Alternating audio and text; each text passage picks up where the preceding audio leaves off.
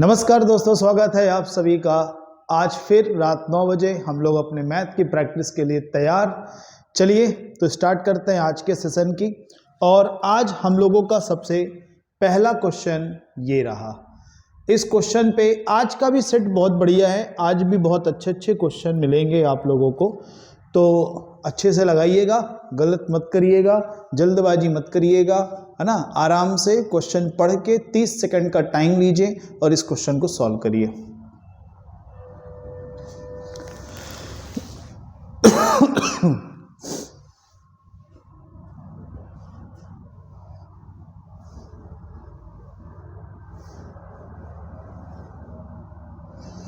आसान क्वेश्चन है, बहुत टफ नहीं है।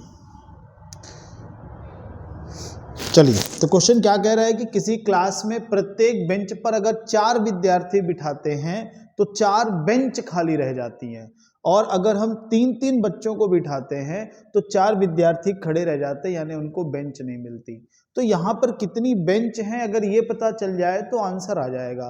तो मान लीजिए n बेंच हैं, तो अगर n बेंच हैं तो सर सबसे पहले अपन पहली कंडीशन को बनाते हैं, क्या, टोटल स्टूडेंट की, कि अगर 4 विद्यार्थी हर बेंच पर अगर हम बिठाते हैं, 4 विद्यार्थी अगर यहाँ पे हर बेंच पर बिठाते हैं तो 4 बेंच खाली रह जाती हैं। यानी अगर n बेंच है तो पूरी बेंच भरती नहीं है, उनमें से 4 बेंच खाली रह गई। यानी कहने का मतलब कुछ ऐसा बना कि 4 कितने बेंचों में, जितने टोटल बेंच थी उनमें से 4 कम कर दीजिए और गुणा कर देंगे तो टोटल स्टूडेंट्स आ जाएंगे, विद्यार्थियों की संख्या आ गई।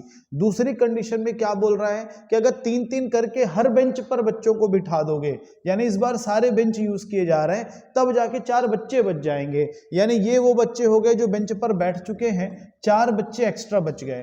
तो ये भी क्या थी, बच्चों की संख्या, ये भी क्या है, बच्चों की संख्या, तो ये बराबर होना चाहिए। तो जब इसको सॉल्व करेंगे तो 4n - 16, बहुत ही सिंपल सा एक छोटा सा इक्वेशन बनेगा और आंसर आ जाएगा। लेकिन ध्यान रखना, यहाँ पे जो आंसर आ रहा है वो बेंचों की संख्या आ रही है, यानी बेंच कितने हैं। स्टूडेंट निकालने हैं तो या तो इधर रख करके सॉल्व कर लीजिए। तो जैसे 20 है, 20 में 4 घटेगा तो 16, 16 चौको 64, यानी टोटल कितने स्टूडेंट्स हैं वहां पर, 64, और बेंच कितनी है, 20। 4-4 करके बिठाओगे तो 4 बेंच खाली रह जाएंगी, 3-3 करके बिठाओगे तो 4 बच्चों को बैठने के लिए बेंच नहीं मिलेगी। उम्मीद करता हूं समझ आ रहा होगा। सिंपल सा क्वेश्चन था, है ना, कॉमन सेंस का, बस एक छोटी सी इक्वेशन बना के इसको आप सॉल्व कर सकते हैं। चलिए अगला क्वेश्चन, यहाँ पे एक थोड़ा सा सुधार है। क्वेश्चन 400 और 700 के बीच 17 के किसके गुणज ढूंढ दें, 17 के। बहुत ही आसान क्वेश्चन, 10-12 सेकंड के अंदर आ जाना चाहिए। 17 के गुणजों की संख्या कितनी है 400 और 700 के बीच। गुणज मतलब फैक्टर या मल्टीपल, सॉरी मल्टीपल। 17 के कितने मल्टीपल होंगे। चलिए तो उम्मीद है अभी तक आ जाना चाहिए। इसको कैसे निकाला जाता है, सर जो पहला रेंज है पहले वहां तक देख लो कितने हैं। तो सर से पहले 17 का 2 गुना 34 हो गया, 6 बचा। लगभग कितनी बार जाएगा ये देख लीजिए, 3 बार जाएगा। यानी 400 तक 23 मल्टीपल मिलेंगे, और 700 तक टोटल कितने मिलेंगे 17 के मल्टीपल। तो सर 4 बार जाएगा 68, कितना बचेगा 2, 17 एकम 17, यानी टोटल 700 तक 41 मल्टीपल मिलेंगे, जिसमें से 400 तक 23 उसके पहले है, तो इनके बीच कितने होंगे, इनका डिफरेंस। तो 41 में 23 को घटा दीजिए तो आंसर हो जाएगा 18। यहां 23 है तो आंसर क्या हो जाएगा 18। तो कितने ऐसे मल्टीपल होंगे 17 के, 18 मल्टीपल होंगे। ठीक है, अच्छा क्वेश्चन है, ऐसे क्वेश्चन आया करते हैं पर बहुत टफ नहीं है। चलिए एक और एलसीएम का क्वेश्चन आ गया, आसानी से इसको सॉल्व करिए। क्वेश्चन कह रहा है वह कौन सी छोटी संख्या है जिसमें 15, 27, 35 और 42 द्वारा भाग दिए जाने पर सदैव 7 शेषफल बचता है। तो एलसीएम का ही क्वेश्चन है, आप मुश्किल से 20 सेकंड के अंदर इसका इसका आंसर दीजिए।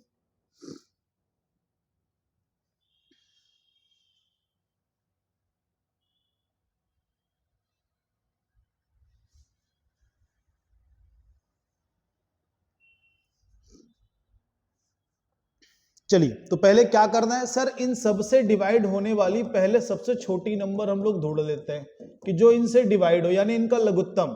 तो 15 किससे बना है, 3, 5 से। 27 किससे बना है? 3 के क्यूब से। 35 किससे बना है? 5 इंटू 7 से, 5 इंटू 7 से। और 42 7 गुणे 6 यानी 2 गुणे 3। तो हम सबको पता है एलसीएम निकालने के लिए जो कॉमन नहीं है वो भी है, जो कॉमन है उसको भी लिखा। तो 2 मिला, 3 की हाईएस्ट पावर कितनी है? 3, 5 मिला, 7 मिला, इन सब का इंटू कर दीजिए, वही हमारा एलसीएम होगा। तो सर यहाँ से 10 आ गया और ये 27 सत्ते आपका कितना हो जाएगा? 189। तो टोटल 1890। तो 1890 वो संख्या है जो इनसे विभाजित होगी, पर हमें क्या चाहिए? रिमाइंडर चाहिए, शेषफल चाहिए 7, तो एक्स्ट्रा 7 जोड़ दीजिए, तो आंसर हो जाएगा 1897। एक ये तरीका है। दूसरा तरीका ऑप्शन से भी क्रॉस चेक आप कर सकते हैं। ठीक है, मतलब एक एक कोई संख्या पकड़ लीजिए, 15 को या किसी 27 को, जिसकी आपको टेबल आसान लगे। बाकी एलसीएम भी कोई बहुत टफ तरीका नहीं है, ना ही बहुत लेंदी है ना। चलिए, तो ये आसान क्वेश्चन था। एक और ये लॉजिकल क्वेश्चन है, टाइम स्पीड डिस्टेंस का, ट्राई करिए। क्वेश्चन कह रहा है 250 मीटर लंबाई की ट्रेन 350 मीटर लंबाई के प्लेटफॉर्म को 50 सेकंड में पार कर जाती है, तो 230 मीटर लंबाई के प्लेटफॉर्म को वह ट्रेन कितने समय में पार करेगी? ये आंसर आप 20 सेकंड में देंगे।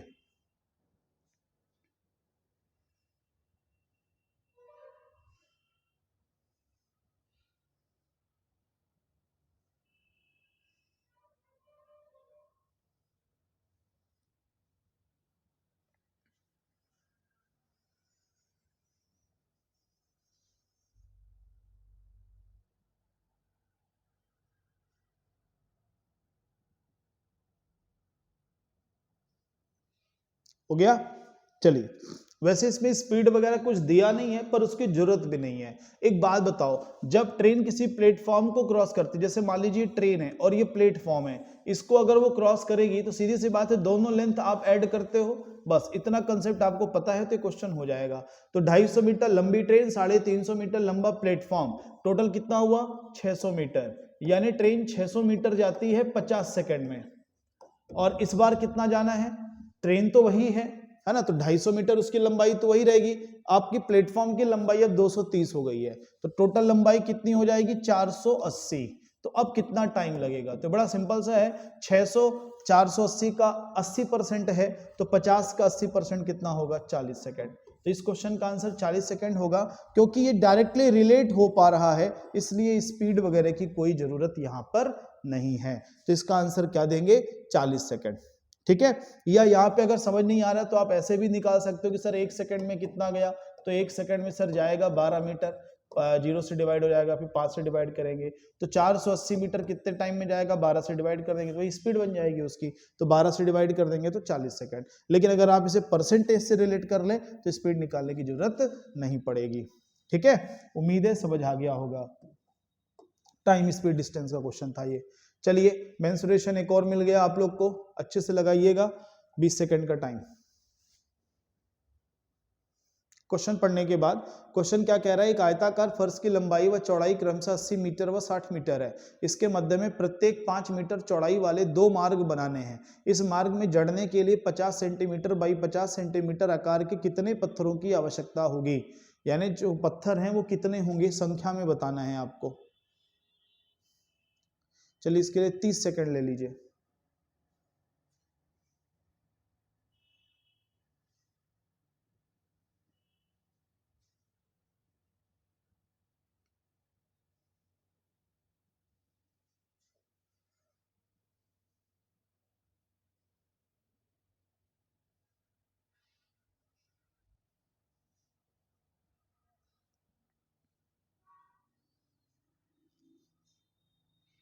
चलिए, तो क्वेश्चन क्या कह रहा है कि सर एक आयताकार फर्श है, मान लीजिए वो ये फर्श हुआ।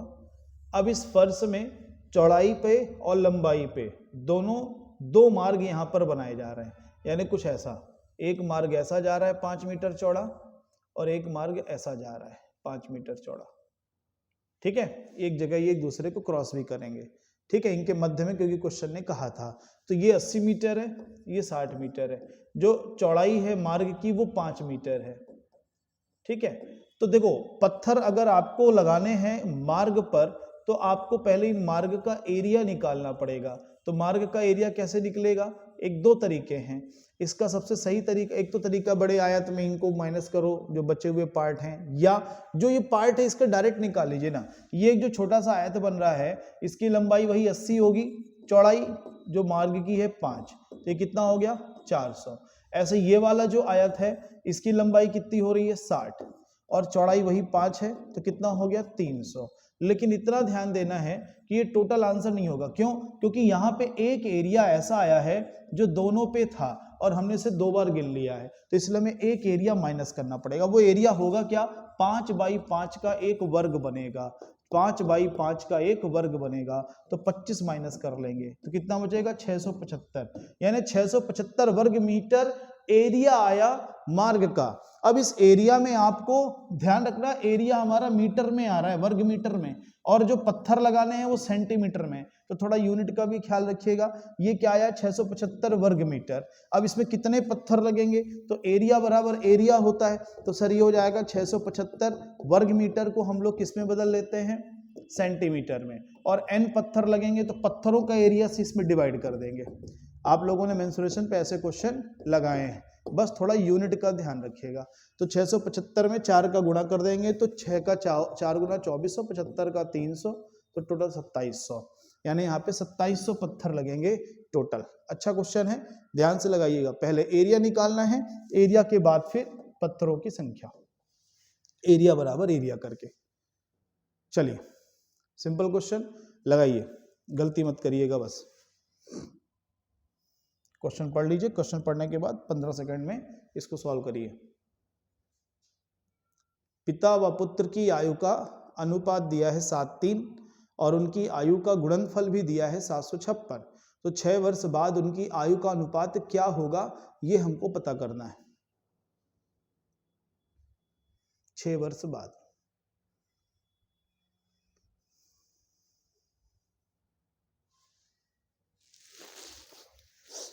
चलिए, तो क्वेश्चन क्या कह रहा है? अगर इनके एज का रेशियो 7:3 है तो उनकी एज 7x और 3x होगी। बस इनका ध्यान रखना जब गुणा होगा ना, इसीलिए मैंने x रखा है, जिससे आपको ध्यान रहे कि कॉमन फैक्टर का भी स्क्वायर होने वाला है और ये 21 से डिवाइड होकर 36 हो जाएगा। ठीक है, तो x की वैल्यू 6 आएगी। तो मतलब एक पिताजी की जो एज है वो 42 हो गई, बेटे की जो एज है वो 18 हो गई। लेकिन ये आज का नहीं बता रहा है हमको, 6 वर्ष बाद का। तो ये 6 वर्ष बाद हो जाएंगे 48 के और ये 6 वर्ष बाद हो जाएंगे 24 के। तो 48-24 का रेशियो 2:1 का हो जाएगा। इसका आंसर सी ऑप्शन होगा, 2:1। यहाँ पे बस ध्यान रखना, गुणा करते समय कॉमन फैक्टर का स्क्वायर होगा, यही एक गलती हो सकती है, बाकी क्वेश्चन आसान था। चलिए, ये एक और क्वेश्चन आ गया, अच्छा क्वेश्चन है, ट्राई करिए। कह रहा है ए का x% बराबर b का y% हो तो b का z% बराबर इन ऑप्शनों में से किससे होगा?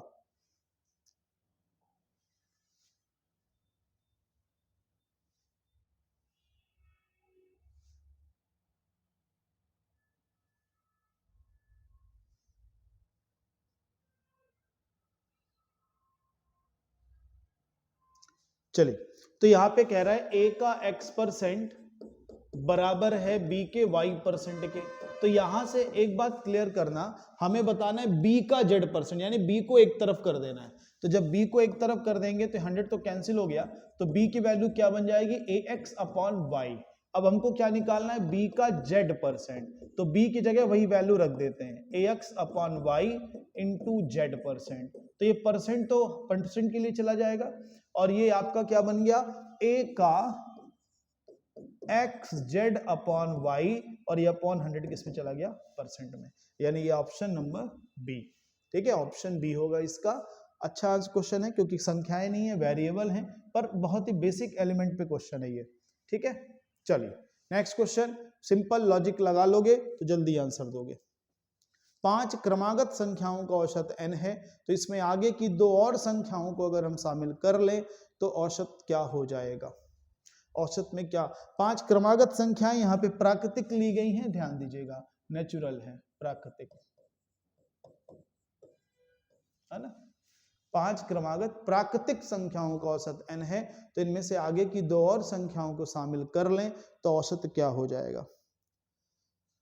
चलिए इसका आंसर तो इतने में आ जाना चाहिए। एक बात ध्यान रखना, प्राकृतिक संख्याएं अगर ऑड टाइम है, इवन या ऑड कोई भी अगर ऑड टाइम है तो हमेशा बीच की संख्या ही औसत होती है। यानी अगर आपने 5 क्रमागत संख्या रखी है तो इसके बीच की संख्या कौन आएगी? तीसरी। तो तीसरी संख्या ही क्या बनेगी? औसत। अब आप 2 संख्या बढ़ा दोगे तो 5 की जगह क्या हो जाएगा? 7। तब बीच की संख्या कौन होगी? चौथी। तो बताइए इसमें कितने का फर्क आया? केवल 1 का। यानी आपका जो औसत होगा वो 1 बढ़ जाएगा। संख्याएं मान के भी कर सकते थे, 1 2 3 4 5, 1 2 3 4 5, ये 5 संख्याएं, इनका औसत क्या आएगा? 3। 2 संख्याएं बढ़ा दोगे तो इनका औसत आएगा 4। यही मैं बोल रहा था कि अगर ऑड टाइम नंबर है तो हमेशा बीच की संख्या ही औसत होती है। तो 5 संख्याओं में तीसरी संख्या होगी, 7 संख्याओं में चौथी, तो तीसरी चौथी में 1 का अंतर होगा, इसलिए औसत में क्या हो जाएगा? 1 की वृद्धि हो जाएगी। ठीक है, चलिए बढ़ते हैं आगे। अगला क्वेश्चन, आप लोग को तो इसका आंसर भी याद होना चाहिए, ये क्वेश्चन इतनी बार लगा चुके हो। करणीय घातांक चैप्टर जब हम पढ़ रहे थे तब भी ये डिस्कस हुआ है, आपके अलजेब्रा में भी डिस्कस हुआ है ना। सर्ट्स इंडाइसिस चैप्टर जब पढ़ा था वो तब भी हुआ था।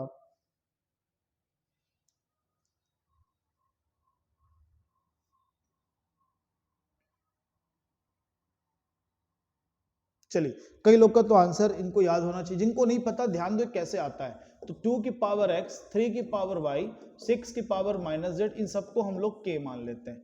तो 2 की पावर x जब k हो जाएगा तो 2 इक्वल क्या हो जाएगा? k की पावर 1/x। उसी तरीके से 3 की पावर y को भी हम k मानेंगे तो 3 इक्वल क्या हो जाएगा? k की पावर 1/y। और इसी तरह से आप 6 की पावर -z को भी k मानेंगे तो क्या हो जाएगा? 6 इक्वल k की पावर -1/z। तो अब 6 की जगह यही 2 गुणे 3 हम लिख देते हैं। तो 6 को क्या लिख देते हैं? 2 गुणे 3। तो इससे क्या मिलेगा? सर यहाँ पे 2 3 की जो वैल्यू है इसको रख देंगे, क्योंकि हमें आधार बराबर चाहिए। तो ये हो जाएगा k की पावर 1/x प्लस 1/y बराबर k की पावर -1/z। आधार बराबर तो घातांक बराबर, तो 1/x प्लस 1/y बराबर 1/z माइनस में ये इधर आएगा तो प्लस, और जब पूरी नंबर इधर आ गई तो इधर 0 बचेगा, इसलिए इसका आंसर 0 होगा। ऐसे क्वेश्चनों के आंसर आपको याद होने चाहिए। इसका आंसर क्या आएगा? 0। बाकी ये तरीका है, इसको कैसे आपने स्कूल टाइम में भी इसको किया होगा, ये आपके स्कूल टाइम में भी रहा होगा। चलिए बढ़ते हैं आगे। हाँ जी, टाइम एंड वर्क का फिर से क्वेश्चन ट्राई करिए।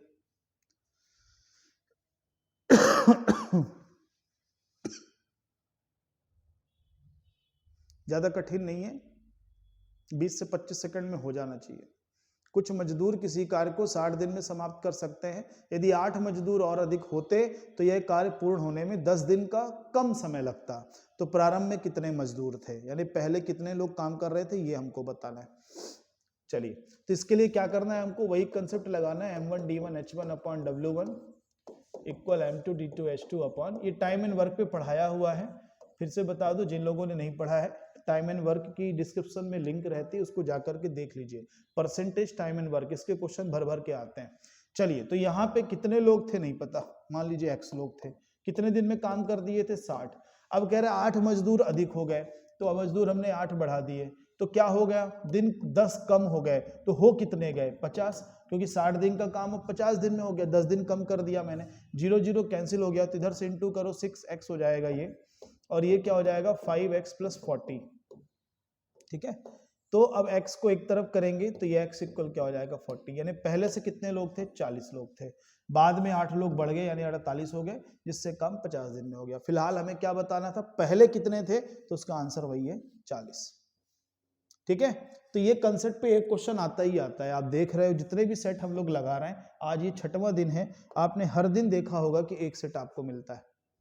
चलिए नेक्स्ट, ये क्वेश्चन ही आप एक बार लगा चुके हो तो इसका आंसर ही याद हो तो ज्यादा अच्छा है। हम लोगों ने लगाया है दूसरे या तीसरे सेट में था ये, कि दो संख्याओं का लघुत्तम और महत्तम का गुणनफल 24 है, संख्याओं का अंतर 2 है, तो इसे ऑप्शन से कर लिया करिए कि सर अगर ऑप्शन में मेरे बड़ी संख्या है तो छोटी संख्या इसके लिए 1 होगी, इसके लिए 2 होगी, इसके लिए 4 होगी, इसके लिए 6 होगी। लघुत्तम महत्तम कितना आसान होता है, 1 3 का महत्तम ही 1 आएगा, लघुत्तम 3। सर ये नहीं हो सकता। 4 और 2 का लघुत्तम कितना आएगा 4, महत्तम कितना आएगा 2, तो सर इनका गुणा तो 8 आ रहा है, हमें 24 चाहिए, ये भी नहीं होगा। 6 4 का लघुत्तम 12 हुआ, महत्तम 2, अब वाकई यहाँ पे गुणा करने पे 24 आ रहा है, यानी सी ऑप्शन है। 8 6 भी चेक कर लो, 8 6 का लघुत्तम आएगा 24, महत्तम आएगा 2, गुणा करेंगे तो 48, इसलिए हर केस में हमारा आंसर क्या बनेगा 6। ये इतनी छोटी संख्याओं के लिए तो ऑप्शन ही लगाया करिए, बहुत टाइम नहीं लगेगा आपको। चलिए ये बढ़िया क्वेश्चन है, फिर से वही आपके टाइम एंड वर्क पर बेस्ड है, लगाइए। क्वेश्चन कह रहा है एक सैनिक कैंप में 850 ग्राम प्रति व्यक्ति की दर से दिए जाने पर 3300 सैनिकों के लिए 32 दिन की खाद्य सामग्री थी। 7 दिनों के बाद 7 दिनों के बाद कुछ और सैनिक आ जाने से तथा प्रति व्यक्ति अब 825 ग्राम दिए जाने पर वह सामग्री 17 दिन और चलेगी, तो नए आने वाले सैनिकों की संख्या क्या है? यानी कितने नए सैनिक आए ये आपको बताना है।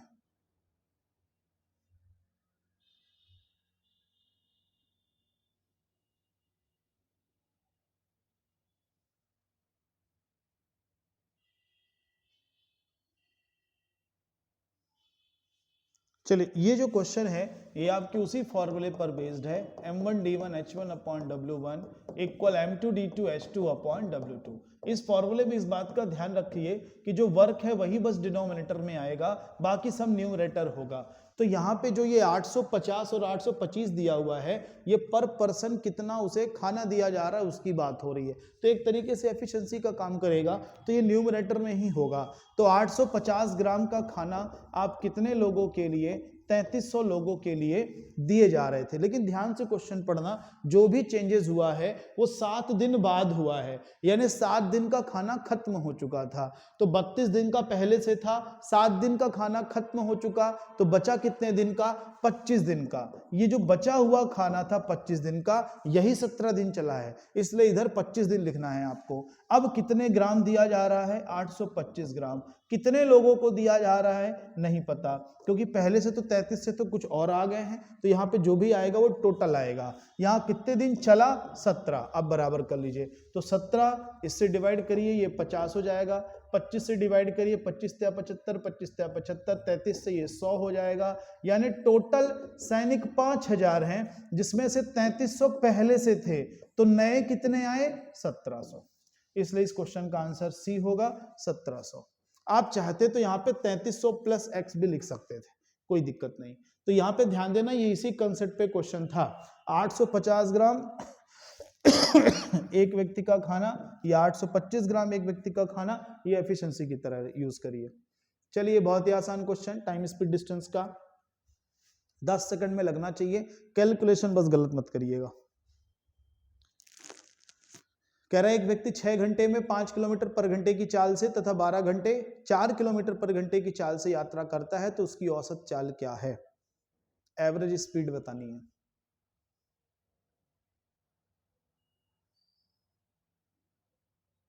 चलिए अब तक में आ जाना चाहिए। एवरेज स्पीड क्या होता है? एवरेज स्पीड होता है टोटल डिस्टेंस, यानी कुल दूरी बटे कुल समय, टोटल टाइम। तो total distance upon total time. तो डिस्टेंस कितना होगा सर? एक आदमी 6 घंटे पहले 5 किलोमीटर की स्पीड से गया, फिर 12 घंटे 4 किलोमीटर की स्पीड से गया, तो दो दूरियां मिलके टोटल दूरी बन जाएंगी। समय हमें पहले से ही दे रखा है 6 घंटे 12 घंटे तो 18 घंटे, तो ये कितना हो गया 30 और ये कितना हो गया 48, 78/18, 78/18। आप चाहे तो इसे सिंपल भी कर सकते थे, तो 2 से डिविजिबल है, ये कितना हो जाएगा 39/9, तो 9 चौको 36, 36 और 3/9, 3/9 अभी और सिंपल हो जाएगा, तो 4 सही 1/3 किलोमीटर पर आवर, क्योंकि स्पीड है ना, तो ए ऑप्शन 4 सही 1/3 किलोमीटर प्रति घंटे। ठीक, चलो नेक्स्ट। ये लगा ये क्वेश्चन। अच्छा, इन सब में ये रेशियो लिखा हुआ, क्वेश्चन में सुधार दूं, रेशियो, ये रेशियो, ये रेशियो, इसको 1:2 कर लीजिए, बी ऑप्शन को। कह रहे एक घन तथा इसमें ठीक तरह से पूरी तरह से फिट हो जाने वाले गोले के आयतनों का अनुपात क्या होगा? फॉर्मूले पर बेस्ड है, थोड़ा सा कंसेप्ट चाहिए बस।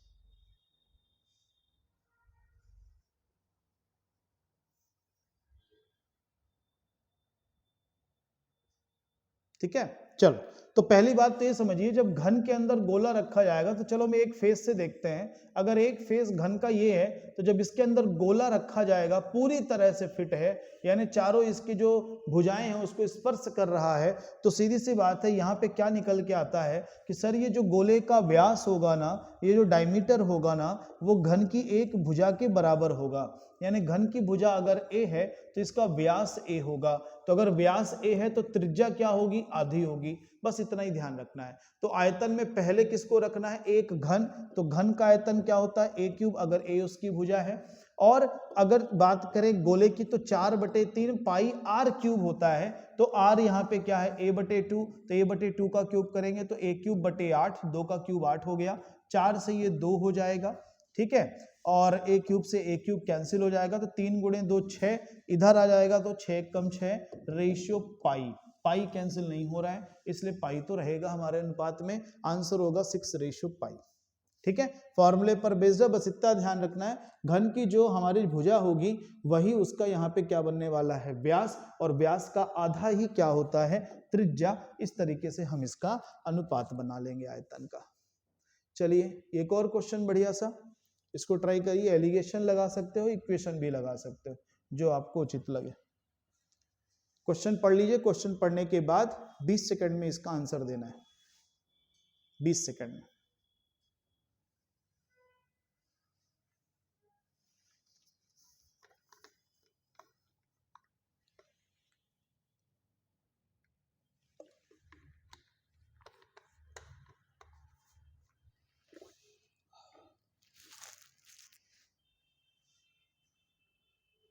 कैलकुलेशन का ध्यान रखिएगा बस।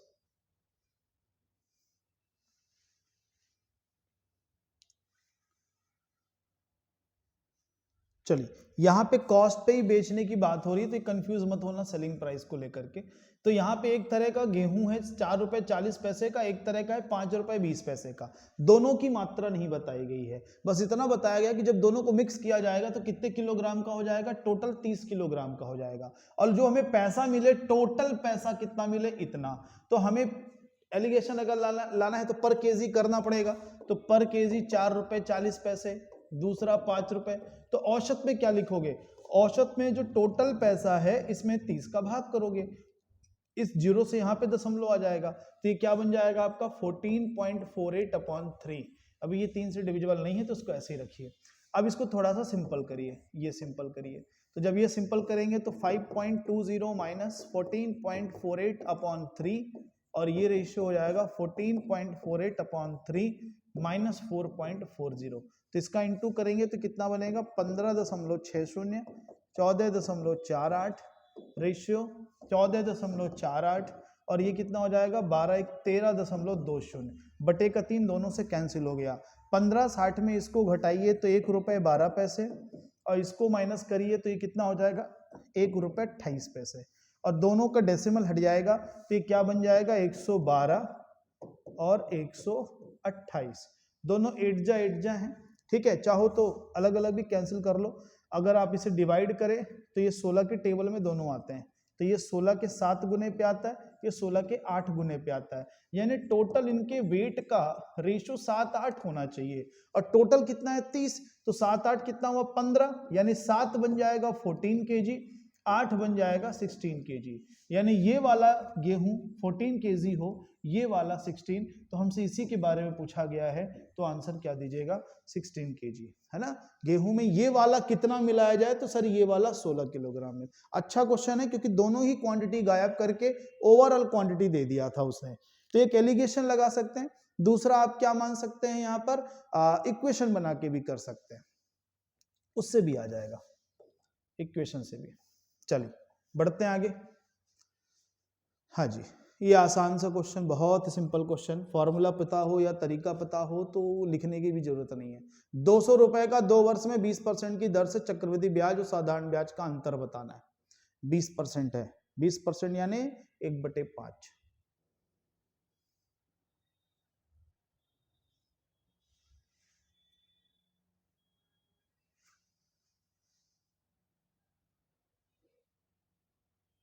चलिए अब तक में आ जाना चाहिए। तो एक तो हम लोगों ने फॉर्मूला पढ़ा है सर, 2 साल का अंतर होता है, P गुणे R/100 का वर्ग, तो 200 गुणे 20% 1/5 हो जाएगा उसका वर्ग, यानी 200 का 1/25 करना है, तो 1/25 कितना हो जाएगा 8 रुपए, तो इसका आंसर हो जाएगा 8। दूसरा तरीका ये सर 20% ही इतना आसान है, तो 200 का 20% कितना बनेगा 40 और 40 का 20% 8, यही अंतर होता है, क्योंकि ये तो SI/CI दोनों हो जाएगा, तो ये कैंसिल हो जाएगा, बचेगा कितना 8 रुपए। तो दोनों तरीका आपके पास है, क्योंकि प्रिंसिपल रेट ऑफ इंटरेस्ट दोनों दिया था तो स्लैग भी लगा सकते हैं, बाकी फॉर्मूला याद हो तो उससे अच्छा कुछ नहीं। चलिए DI आ गया, DI को पहले पढ़ लें अच्छे से सभी लोग। क्वेश्चन ये है कि दी गई जानकारी को ध्यानपूर्वक पढ़िए और निम्नलिखित प्रश्नों के उत्तर दीजिए। किसी नगर की जनसंख्या ध्यान दीजिएगा, ये कितना दिया हुआ है 3,60,000, ठीक है 3,60,000। उसके विभिन्न व्यवसायी निम्नांकित पाई आरेख में प्रदर्शित किए गए। ये जो पाई चार्ट दिया है ये सब डिग्री में है, डिग्री यहाँ मिस है तो डिग्री में बना देता हूँ, ये सब डिग्री में है, ठीक है 120 degree, 72 degree, 36 degree, 108 degree, 24 degree, यही पाई चार्ट आपको आगे भी मिल जाएगा। अब क्वेश्चन पे आते हैं, ये डेटा ध्यान रखना, पूरी संख्या कितनी है 3,60,000। अब ये क्वेश्चन है, पाई चार्ट फिर से बना है, फिर से ये सब डिग्री में ही है, ध्यान रखना।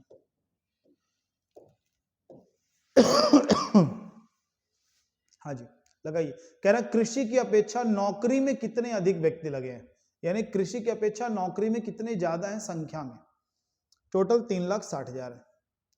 तो कृषि में कितने 108 डिग्री, ये कितने 120 डिग्री, तो ज्यादा कितना हुआ 12 डिग्री। अब क्योंकि डिग्री में है तो कंपैरिजन 360 से हो रहा है, और टोटल कितनी पॉपुलेशन थी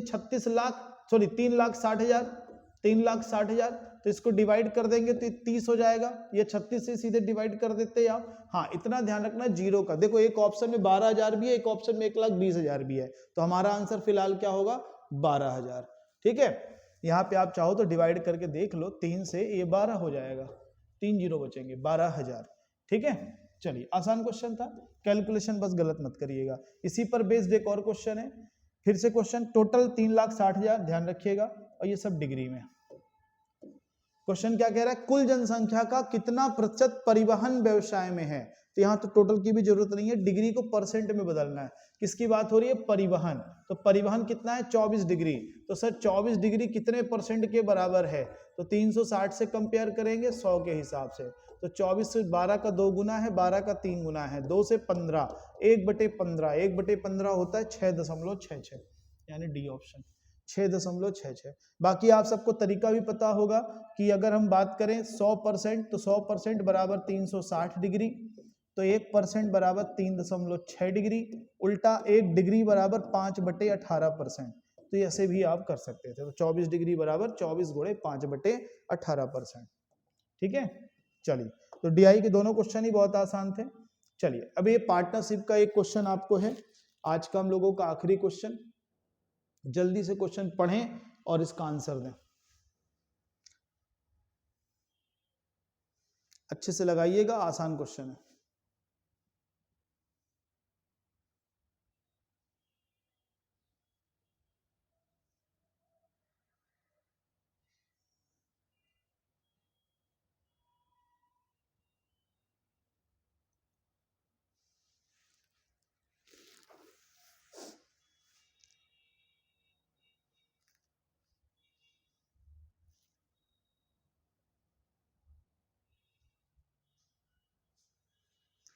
आ गया, चलिए तो क्वेश्चन में देखो ध्यान से, पार्टनरशिप का क्वेश्चन है, तो हम लोगों ने पढ़ रखा है कि सर जो भी प्रॉफिट का रेशियो होता है वो इनके इन्वेस्टमेंट ऑफ मनी और टाइम दोनों के रेशियो के मल्टीप्लिकेशन जो आता है उसके रेशियो के बराबर होता है।